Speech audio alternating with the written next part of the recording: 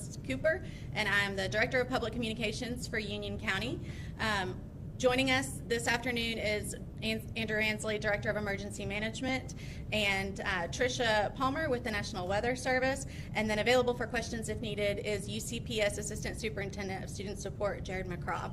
So I'll bring up Andrew for a brief overview of the latest information that we can share, and then the National Weather Service will do the same. All right, good afternoon. I wanted to begin by saying that no injuries were reported during this event, and that's probably the main focus of this storm is nobody got hurt. Just at a high level, the National Weather Service will provide a little more detail related to the storm. Tornado watch was issued for Union County at 7:49 this morning. That was followed up with a tornado warning at 8:31 that was projected to last till 9 o'clock that morning. At about 8:53, 911 received a call from a resident indicating that they saw what looked to be a funnel cloud in the area of Ridge Road and Friendly Baptist Church Road. Shortly thereafter, we began getting additional calls reporting damages to property, some damage to primary residences and secondary structures, which are barns or outbuildings or sheds. We mustered up 5 damage assessment teams, which is common for a storm of this nature. That was Union County Fire Marshal's Office and Union County Building Code.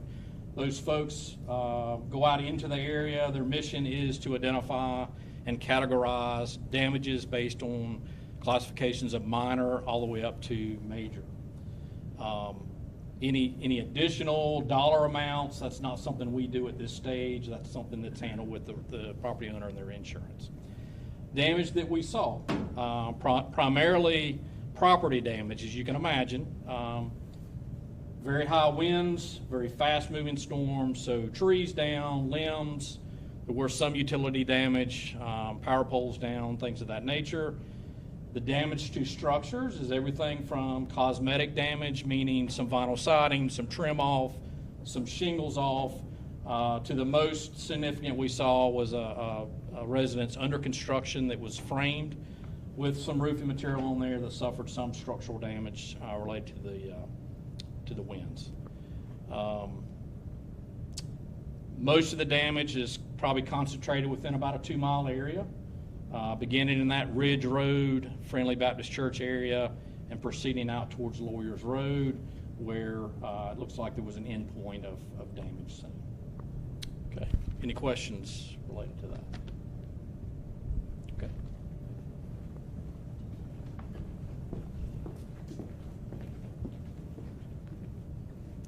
Good afternoon, everybody. Like Andrew said, we are very grateful at the National Weather Service that there were no injuries with this storm. Just as a preliminary assessment, we've gone out with emergency management and the Fire Marshal's Office, and in looking at the damage from the start point to the end point, it does look like we have a preliminary a rating of an EF1 tornado with maximum wind speeds of about 90 miles per hour. It looks like it was on the ground for approximately 2.2 miles. Like Andrew said, we issued the tornado warning this morning at 8:31 a.m. and based on radar estimates and where the first damage point was, it looks like the tornado touched down at approximately 8:34 a.m. Again, this is all preliminary data, and as we go back and we continue to evaluate, these may adjust by a minute or two here or there, but this was a very fast-moving storm, moving at about 50 miles an hour. So it was really only on the ground for about 3 minutes. So it looks like it lifted at about 8:37 a.m.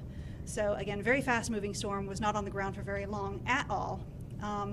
And again, it was a preliminary rating of an EF1. If anybody has any questions, I'd be happy to take them. So what makes this so difficult for you guys to, in terms of with it coming in along a line, what challenge does that add for you guys? When you're looking at a line of severe thunderstorms like what we had today, this is the technical term for this was a quasi-linear convective system, otherwise known as a squall line. These types of tornadoes, they don't spin down like you might see out in the plains, they spin up. Okay, so the circulation begins at lower levels and then they spin up. So getting lots of lead time on these kinds of tornadoes is very difficult because they're smaller, they're a little harder to see, and again, they don't start rotating in the mid levels and then work their way down like a supercell. Luckily, they're not usually as big as the ones in a supercell either. But again, since they start rotating at lower levels and work their way up, we don't usually get quite as much lead time on those. Our goal is to try to get about 13 minutes of lead time if we can, but with these types of storms, our lead time is usually typically a little bit lower. We know that there's a weather radar gap in the GSB area and the coverage area that has been covered and is being addressed. Were there sufficient warnings in this case? We use all the data that we have at our disposal to issue warnings, and we were heavily using the Charlotte, what we call the terminal Doppler weather radar, which has 1 minute data. And that was what we were using in this case to issue the warning. And by having that data at our disposal and available for our meteorologists, they're able to get out the best warnings possible in this case. Tricia, Michael Wayne O'Neill, newspaper reporter with the Inquirer Journal. In your assessment with the Friendly Baptist Church Road situation this morning, when you took a look at everything you saw out there, do you know by any chance how many power lines were down in that area where you all looked at here? If Andrew could possibly answer the question. So there's one area along Lawyers Road where we saw at least 6 poles in a series that were down. There was a lot of flying debris that hung up on the wires, but the wires and the poles were still upright and operational. There was, at one point, 1,700 people out of power, really associated with that series of 6 down. But that was really the only power lines we saw down in any area. You touch on it, EF1 90 miles per hour, to have no injuries, no real main dwellings disrupted or even really that damaged. You talk about what could have been, I guess, if that were going to take a different path. It's hard to say. Every tornado is different. Across the country, and even really across the southeast, about 75% of our tornadoes are the EF0, EF1. About 25% are the EF2, EF3s, and only, I mean, those numbers don't quite add up, so about 23% are EF2, EF3s, and only about 2% across the southeast, and I'm talking the Carolinas and Georgia, are the violent tornadoes. We've never had an EF5 in the Carolinas or in Georgia. That's been recorded. But if you consider fatalities, those numbers are flipped. So 75% of the fatalities are from the EF4s, and only about 2% are from the EF0s, EF1s, and those are usually either from trees falling on homes or cars, or from folks that are in mobile or manufactured homes that unfortunately start rolling, which can happen at wind speeds as low as 70, 80 miles per hour. So that's why we always tell people, if you're in a mobile or manufactured home, please find safe shelter elsewhere, and always, always, always please have multiple ways to receive warnings. And could the school system address some questions? So,